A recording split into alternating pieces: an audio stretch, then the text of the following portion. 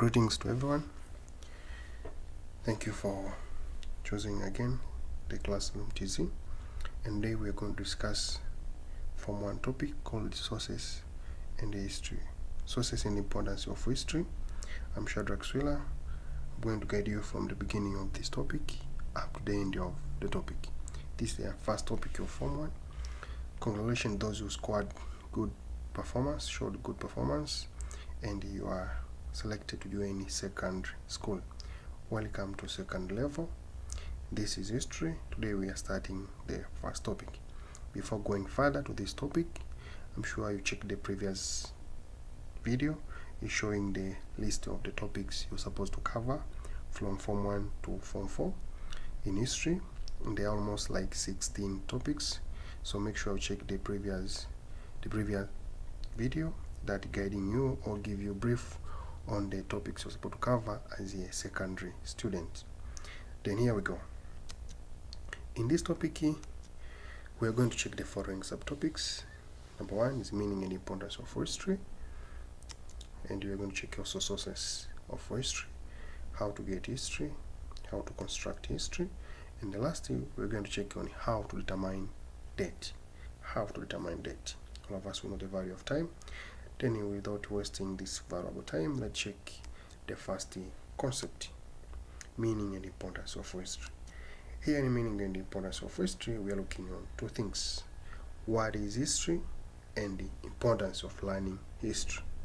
On what is history, is saying this is the records of man past activities.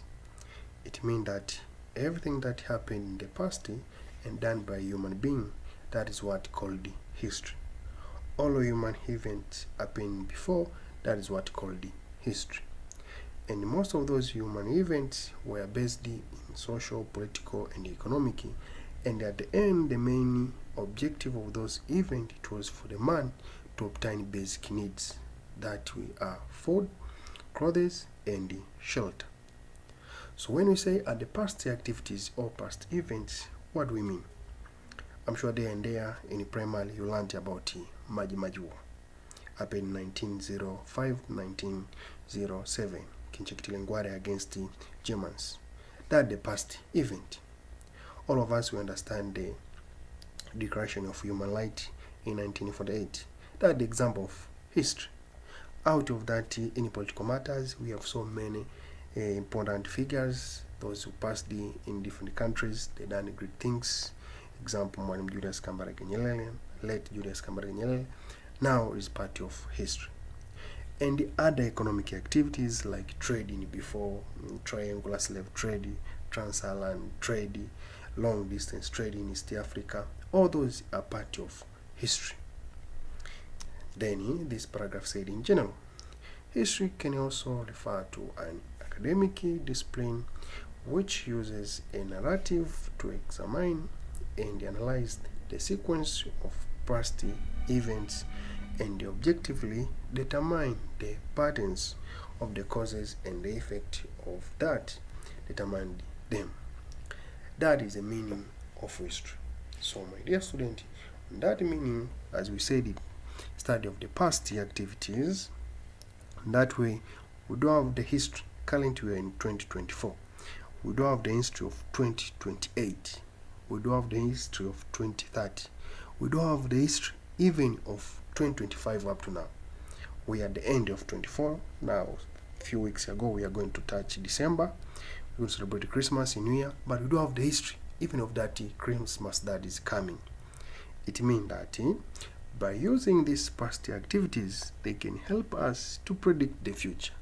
Example, by assessing how the previous Christmas happened, we can predict maybe the coming Christmas, this and that might happen. How or why are we saying so? By using the previous history or previous Christmas. So my dear students, that's the meaning of history, study of the past. In that way, every human has history. Every human has history. Even you now, you have your history. You have your records. From there, let's check the things called the levels of history. Levels of history. Human history divided into two levels. Level number 1, it was struggle of man against nature. Level number 1 of human history, it was the time when man was struggling to control nature and not nature to control him. As we're going further, we're going to learn all this, but for brief, human being done different activities. All those different activities done by human, and even today they are still doing that, is just to control nature. When we say to control nature, what does it mean? Before, man was depending on nature. How? All of us, we heard those stories about late Stone Age or early Stone Age, communal lives, those primitive life. At that time, the main economic activity of human, it was hunting and gathering.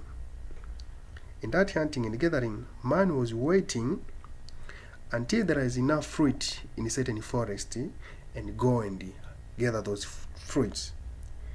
Once that forest, the fruits are over, man will shift from that forest to another forest.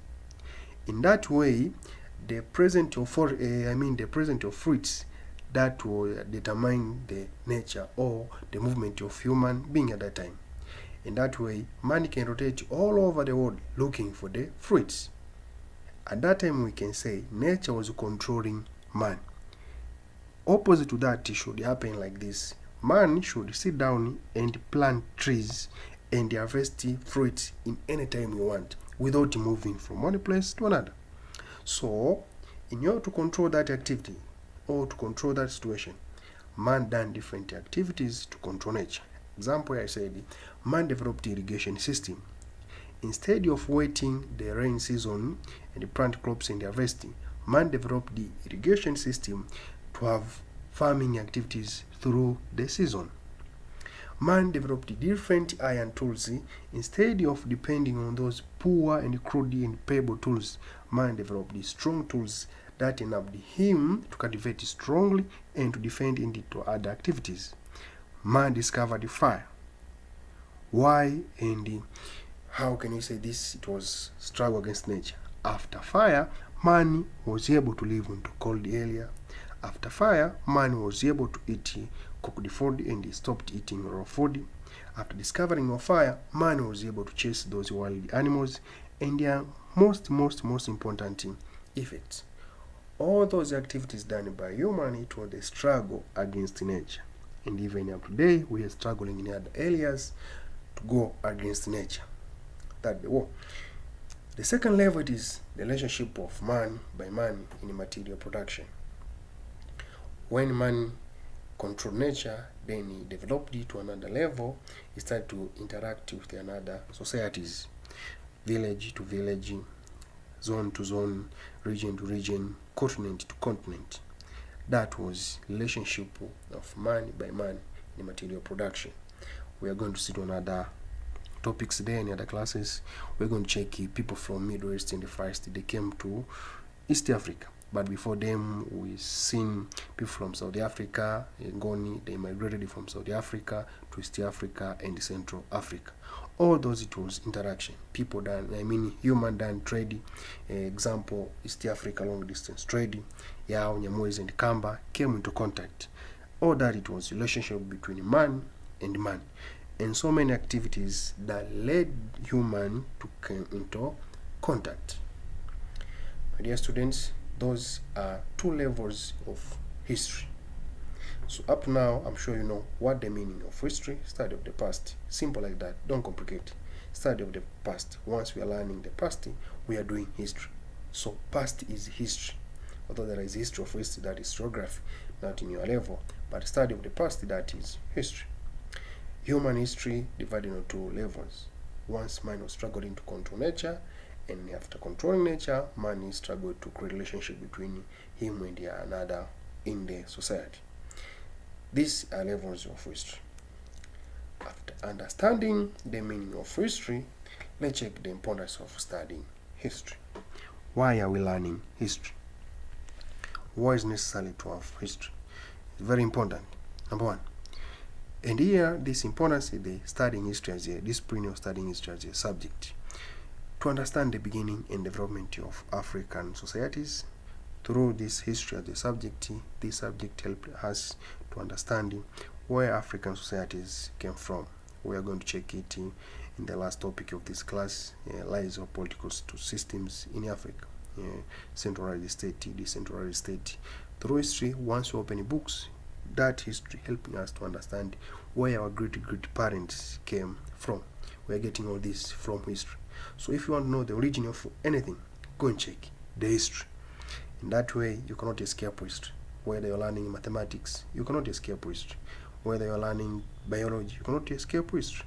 Whether you're learning physics, you cannot escape history. Once you're learning the theory of Isaac Newton, happened in the past, those actions written by Isaac Newton, Albert Einstein, all those are the past. So are the history, but history in physics. So in that way, we have history in everywhere. And that history helped us to understand the origin or beginning of different things. Without history, we are blind. We don't know where we are coming from. Number 2, why are we learning history? To develop patriotism. Very, very necessary. Here I want to connect how studying history can develop patriotism. Remember, patriotism stands for the feeling or love to your country. How are you feeling good? How are you proud to your country? Once you are Tanzanian, how far are you proud to be Tanzanian? How far are you proud their country, Tanzania?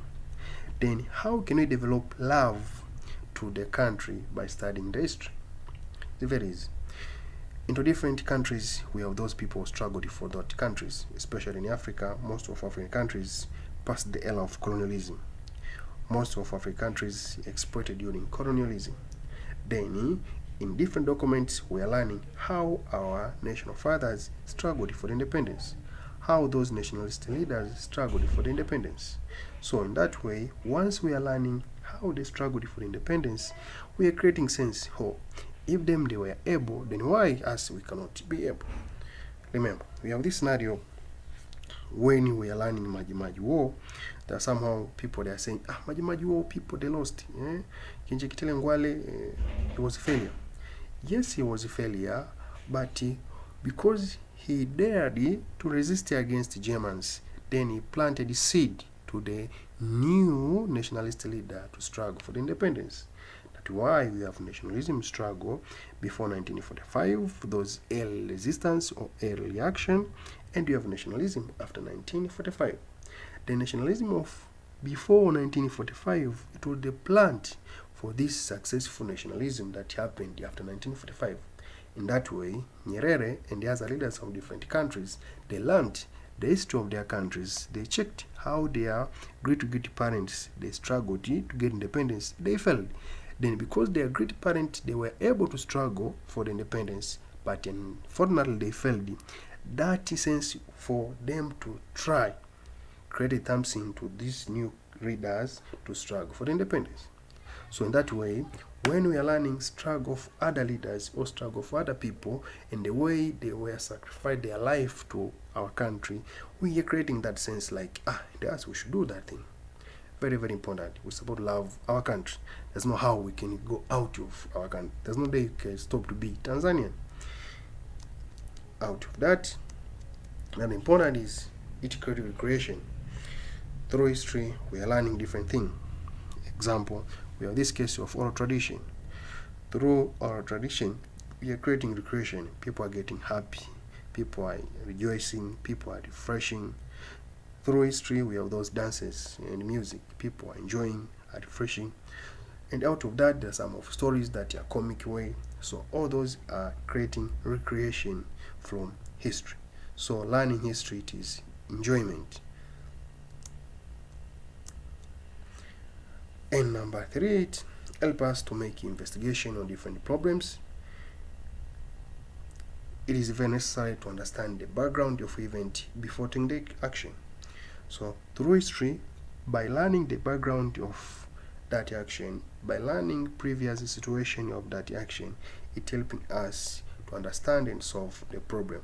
So we're using history as a tool of research. Once we are researching different things, we can use history as a tool of doing research. Out of that, another important it is help us to understand the relationship between people in different periods, either in century, either in millennium, but different period in the past. Example, now we have these people from Middle East and Far East.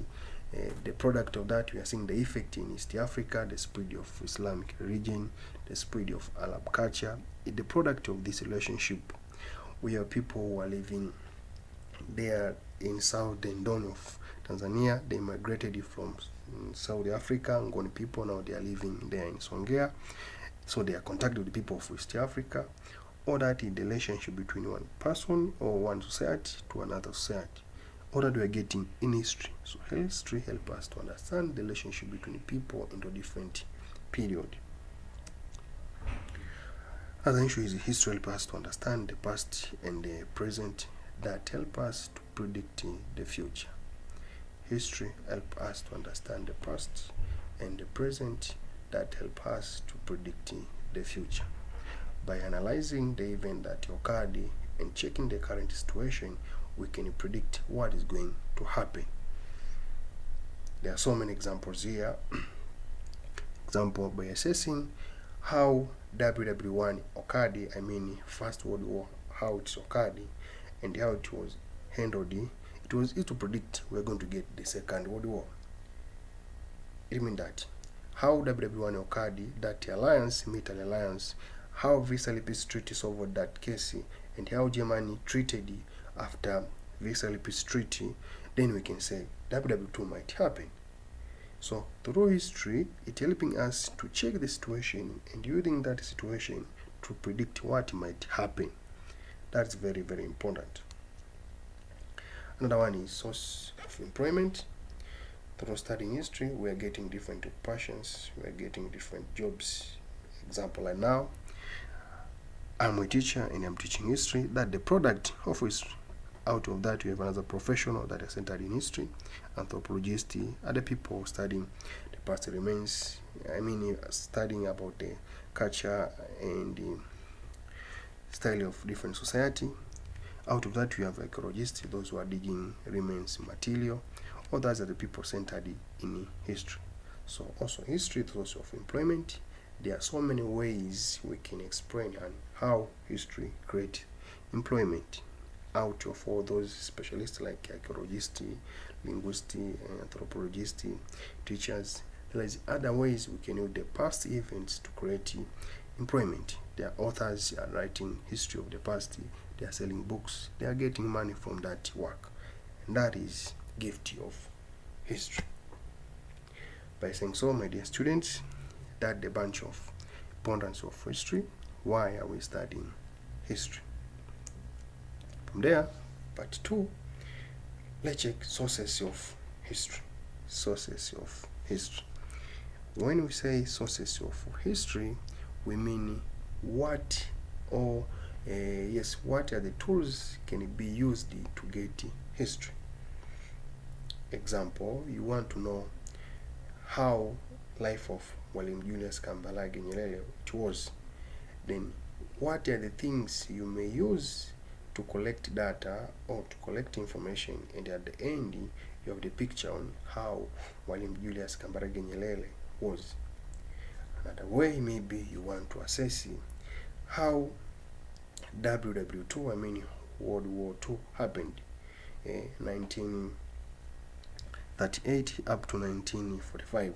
How it happened, it was the past. Then if you want to know how that war happened, where can you get the information? How can you get the information? Then these are the tools can be used to get information. So sources of history, these are the tools used to obtain how history happened, to obtain the past event. So you can get the past event by using the following tools. Number 1, it is oral tradition. We're going to check all of those. We are going to check museums. You can use a museum to get the past events. You can use anthropology to get the past events. You can use archaeology to get the past events. You can use written records to get the past events. You can use historical sites to get the past events. And also you can use archives to get the past events, linguistic as well to get the past events, ethnographic, and the audio visual. My dear students, these are the tools used to construct history. There are this kind of question they have to say, how history can it be constructed? If you ask like that, how history can it be constructed? They mean sources of history. How can we construct the past? It means how can we create the story of the past? We can create the story of the past by receiving information from different places. Example, we find information from our tradition, from museums, from archives, from linguistic, from archaeology, ethnographic, and all those I mentioned. Then today we are going to check 2 or 1 sources of history depending on our time. The first one we're going to check today on sources of history is oral tradition. Oral tradition. By definition, it said this involves the passing information by word of mouth through talking and listening. Oral tradition passes historical information into 2 ways. Before going on those ways, let's discuss this meaning. Passing of information through words of mouth from one generation to another. In your tradition, in other words, says narration of events, just storytelling. I witnessed the events. I'm the primary source or the second source. I was there, even if I was not there, but I have the clue of that the clue of that event. Then I can share to you. The time I'm sharing to you what happened through words of mouth, that is called oral tradition. It was very, very famous. I don't know nowadays because of development of technology, and maybe we don't have most village.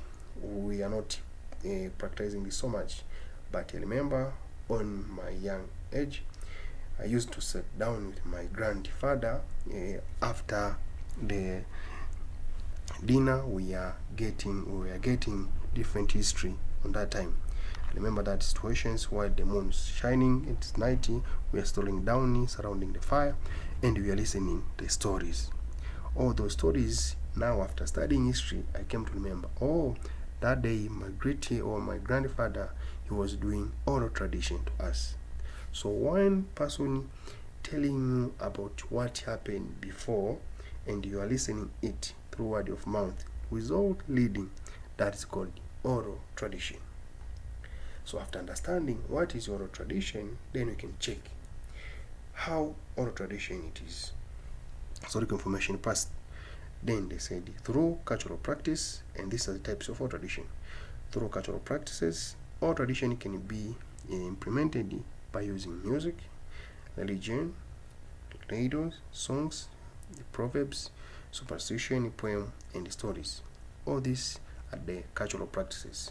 So previous or anywhere when you see people that are doing cultural practices, and in every cultural practices there is a message sent to the audience. In music, when they are singing, there is a message they are sending through narration. In songs, in proverbs, any other activities, there is a message they are sending. Number 2, after through cultural practices, we have narration of past event. This B1 is so famous, narration of past events. I witnessed the accident while I'm explaining to you. This is oral tradition. I was present during Majimaji War, and I'm narrating you the story on how Majimaji War happened. I'm doing narration of past event. I was there during Kagera War, how Idi Amin he was spread away by Julius Kambarage Nyerere. I was there during during Kagera War, and I'm telling to you what happened. That is narration of past event. And generally these two, they are creating terms called oral tradition. Are we together? Oral tradition. Remember, it's narration of past event through word of mouth. Simple like that. Narration of past event through word of mouth. To get it clear, once you visit to your grandparents, ask them to tell you about the past. That generation, they existed or they lived while they're young in those 90s or 80s. So there are so many things happened in 90s and the 80s they can tell you. So once they are telling you about what happened during the time of Ali Hassan Mwinyi, that is oral tradition. If they are telling about what happened during Julius Kambarage Nyerere, the time they were receiving independence, the ceremony, that is oral tradition. After that, this is the picture showing sometimes how oral tradition is happening. You can see there we have the speaker, and there down we have the audiences. They are just listening what happened in before, and you can see their faces. Most of them, they are happy. In that way, we are proving history, creative creation. There are some stories when we receive or when we hear, we are laughing, we are getting happy. That is creating recreation, and that is oral tradition. Then we have advantages of oral tradition, the importance of oral tradition. Why is necessary to learn or to have oral tradition? Number one, it preserves and reveals the historical information which are not recorded. Most of time, oral tradition used in the places where in that place there is no advanced technology to record the events. And most of our tradition events are those of past before this advancement of technology. In that way, if we lacked technology to record those information or issues, someone put it in the head and delivering to us. I don't know if we were very advanced or we recorded the full picture of Kagera War, but there are some of people they can narrate to us the beginning of Kagera War up the end of Kagera War. The same, I'm not sure if we are aware on the all road accident happening if we recorded, but there are some people they witness one of those accidents, they can tell us. So through oral tradition we can reveal the historical information that we are not recorded, especially by written way or by using audiovisual.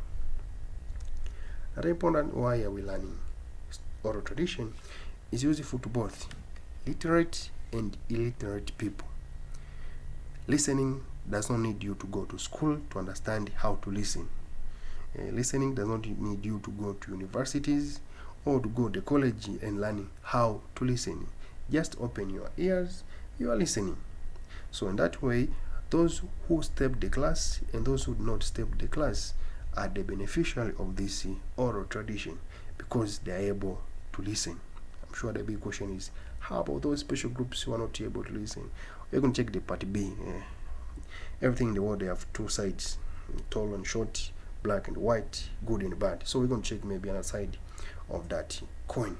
But now we are in this positive side of our coin oral tradition. We are saying it is useful to both literate and illiterate people. And to prove that, you can see all of them, either were adult, were elders, or were kids, they were able to listen and be happy to understand that informations. So that is among of best importance of oral tradition. Both classes in the society are the beneficiary of this tool. Easiest and cheapest source of history. Another one importance or advantages of oral tradition, it is easy to access, and out of that also it is cheap. I don't know currently, because of the advancement of science and technology and people are so creative, maybe somewhere you are paying or we are paying to listen, but before it was just open to listen. No one or there's no any grandpa or grandma asked for the money for us to narrate, for them to narrate the story to us. They narrated the story to us without any payment, and that was our culture. We never paid for stories. Different to their sources of information, you need to pay entrance, you need to have other equipment like cameras, like chemicals, you need to have transport. But in oral tradition, just your ear. That's why we are saying it is cheapest source of history, and that is true. Other sources of history we're going to check, some of them are so expensive. Example, in archaeology, it's so expensive. Linguists, to learn those languages about to pay and get in the class is so expensive. But oral tradition, it is cheapest and free, just your ears. It's life source, sensitive of physical interaction. It's on this source we interacted with the teller of the story, and sometimes some of the tellers are those who were part of the events, We have so many soldiers and we are respecting them when we are saluting them. They participated in Second World War. Once they are telling us on how it happened Second World War, so we are into contact with the person involved in the event. Again, we have the people involved in Kagera War. We are respecting them, and once they're narrating that story to us, they are making live source. Comparing like written records, once you open chapter 1, you don't see the author, you are seeing the words. When you open chapter 2, you don't see the author, you're just trying to make the image in your head. But in oral tradition, you are seeing the author that side, or you are seeing the narrator on that time. That we are saying it is live source. Why? We are creating direct contact between the author or between the teller and the audience. Give warning in education. Some of stories in your tradition, they're providing warning and education to the audiences, and that is among the main objective of oral tradition. They are giving us education and lecturing on how to be a good member of the society.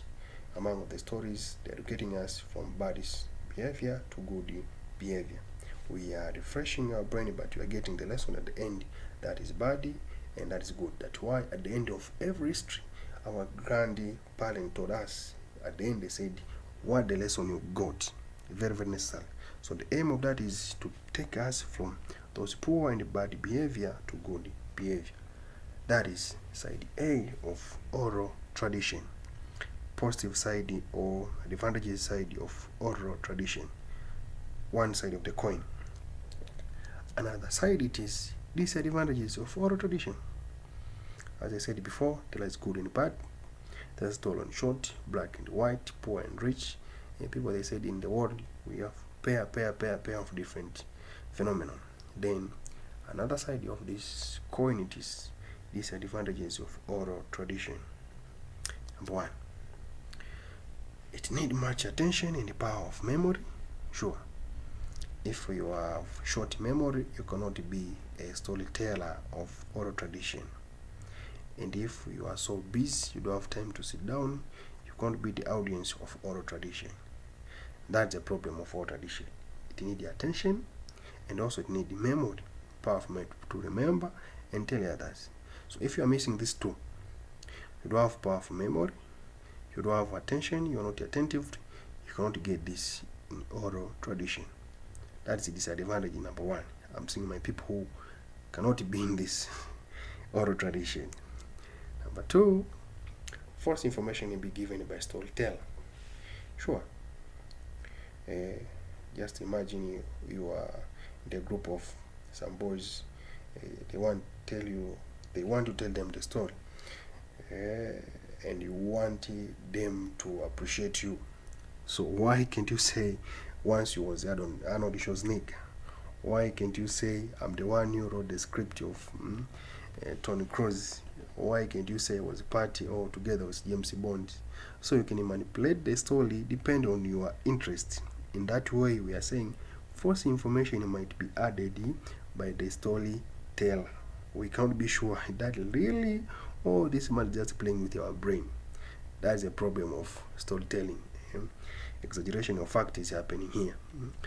The accident was too small, too short, but the man can explain, the accident was so big, the accident, many people died, the car was very, very distracted, but just a minor accident.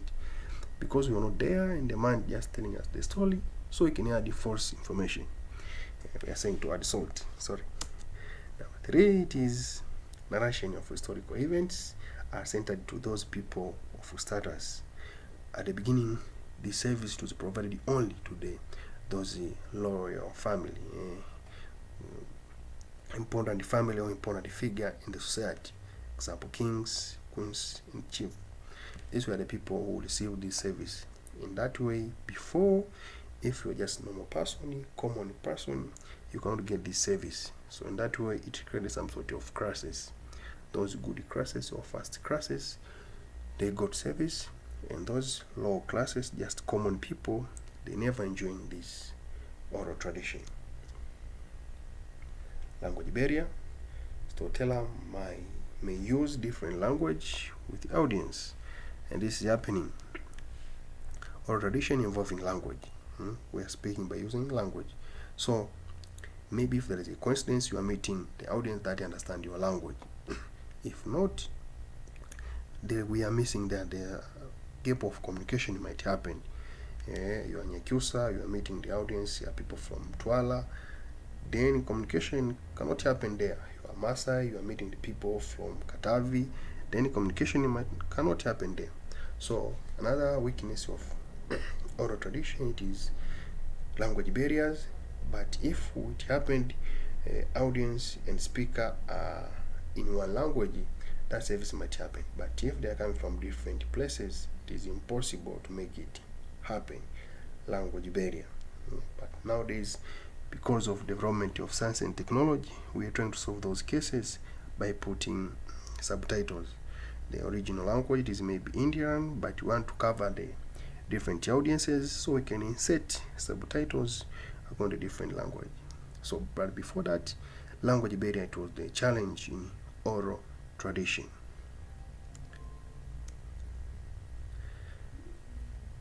So by saying that, my dear friends, we have also here the continuation of disadvantages of oral tradition.